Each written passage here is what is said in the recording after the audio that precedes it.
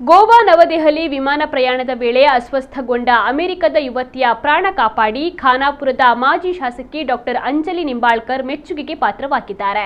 ವೃತ್ತಿಯಲ್ಲಿ ವೈದ್ಯೆಯಾಗಿರುವ ಅಂಜಲಿ ನಿಂಬಾಳ್ಕರ್ ದೆಹಲಿಯ ರಾಮಲೀಲಾ ಮೈದಾನದಲ್ಲಿ ಕಾಂಗ್ರೆಸ್ ಪಕ್ಷ ಆಯೋಜಿಸಿದ್ದ ವೋಟ್ ಚೋರಿ ಅಭಿಯಾನ ಸಂಬಂಧ ಕಾರ್ಯಕ್ರಮಕ್ಕೆ ತೆರಳುತ್ತಿದ್ದಾಗ ಈ ಘಟನೆ ನಡೆದಿದೆ.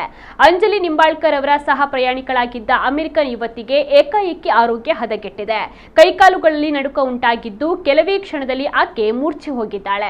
ತಕ್ಷಣ ನಿಂಬಾಳ್ಕರ್ ಸಹಾಯಕ್ಕೆ ಧಾವಿಸಿದ್ದು ಸಿಪಿಆರ್ ಮಾಡಿ ಯುವತಿಯ ಜೀವವನ್ನು ಉಳಿಸಿದ್ದಾರೆ. ವಿಮಾನ ಪ್ರಯಾಣದ ಸಂಪೂರ್ಣ ಅವಧಿಯಲ್ಲಿ ನಿಂಬಾಳ್ಕರ್ ಯುವತಿಯ ಪಕ್ಕದಲ್ಲೇ ಇದ್ದು ಆಕೆಯ ವೈದ್ಯಕೀಯ ಅಗತ್ಯಗಳಿಗೆ ನಿರಂತರವಾದ ಗಮನವನ್ನು ಹರಿಸಿ ಧೈರ್ಯ ತುಂಬಿದ್ದಾರೆ ಎಂದು ತಿಳಿದು ಬಂದಿದೆ.